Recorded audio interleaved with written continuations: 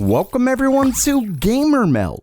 Today, Intel's releasing a new beast of a CPU. Nvidia just released what? AMD's RX 7000 is insane, and Intel accidentally leaked a ton of their own GPUs and CPUs.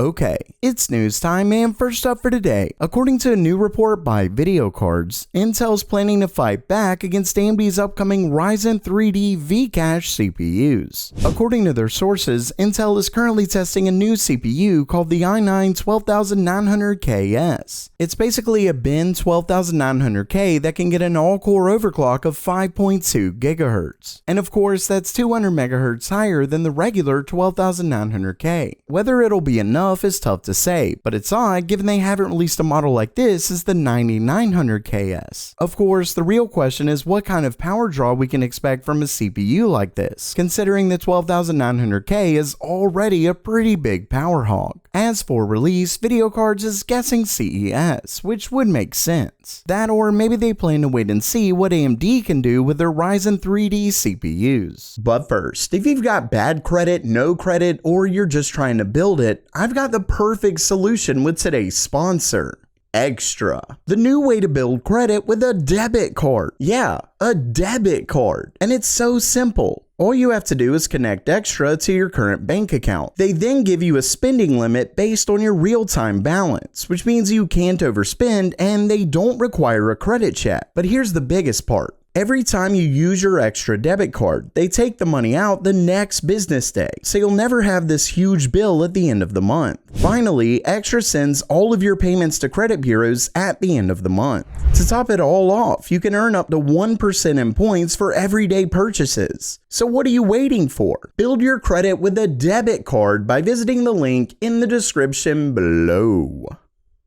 Next up for today, it looks like Nvidia isn't done releasing new GPUs. As if the 12GB RTX 2060 wasn't enough of a slap in the face, Nvidia just announced 3 new GPUs in a blog post. Now, the MX 550 and 570 are more or less expected from Nvidia's low-end mobile discrete GPUs. But what we didn't see coming was an RTX 2050. Yeah, another Turing GPU. Well, it may be based on a cut down Ampere, but it's not clear just yet. Either way, it's a weird one. For starters, it actually comes with more cores than the RTX 2060 at 2048. Not only that, but the 2050 comes with 4GB of GDDR6 on a measly 64-bit bus, bringing the bandwidth to just 112GB per second. And that means it likely won't perform as well as the RTX 2060 even with more cores. Plus it has lower clocks. Finally, it comes with a TGP of 30 to 45 watts. Basically, Nvidia seems to be releasing a slew of weird GPUs lately. I mean, an RTX 2050 would have been a really nice GPU, say 2 years ago on desktop. I mean, it seems like a GTX 1650, but with ray tracing, DLSS, etc.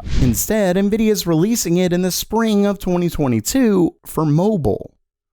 Next up, AMD looks to be preparing their RX 7000 cards, and the specs that were just leaked make these unstoppable. According to an update from Samsung's product catalog, they're currently sampling new 2GB GDDR6 modules. What's so interesting about the 2 new models is that they come with a bandwidth of 20 and 24 gigabits per second. That's even faster than Micron's GDDR6X, yet Samsung is still calling it GDDR6. And as Video Cards suggests, this is likely used in AMD's next-gen gaming GPUs. That's important because Greymon55 recently tweeted out the specs of their upcoming cards, and this seems to really help confirm those. But first, remember that these are set to be multi-chip module GPUs based on RDNA 3, and should be AMD's RX 7000 cards. When it comes to the specs, Greymon55 claims that their flagship Navi 31 comes with 60 WGPs, which means a whopping 15,360 cores. It also comes with 16 GB of GDDR6 memory on a 256-bit bus, and that's the interesting part. AMD was able to use their Infinity cache to make up for not having GDDR6X in their RX 6000 GPUs. But with so many cores, AMD would likely struggle without something faster, especially if they remain on that 256-bit bus. But that's where this new memory comes in. 24 gigabits per second is a big jump that makes these leaks far more believable, and it makes sense of how AMD could still be on GDDR6.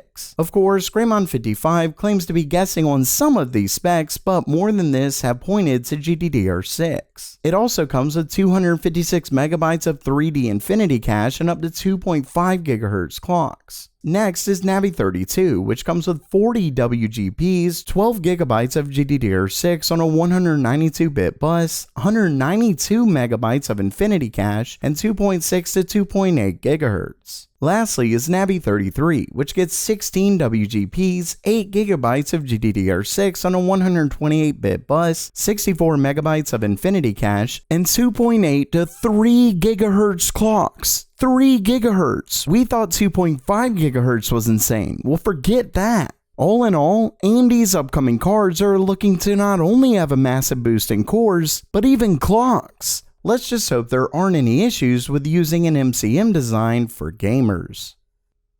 And lastly for today, Intel just made a huge boo-boo.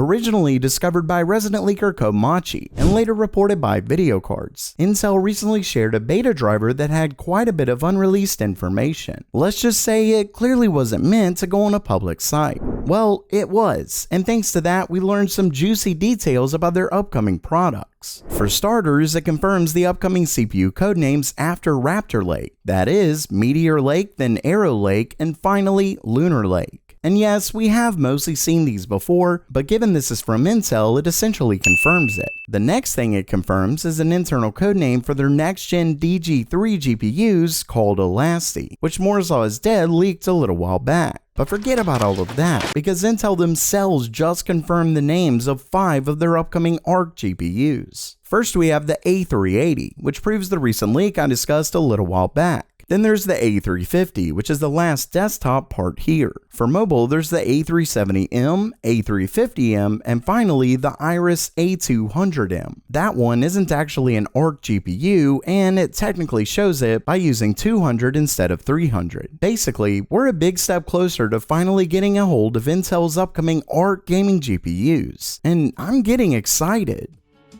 So while that does it for today, let me know what you think about Intel's GPU naming scheme down in the comments below. And if you liked the video, please subscribe. And as always, have a great day.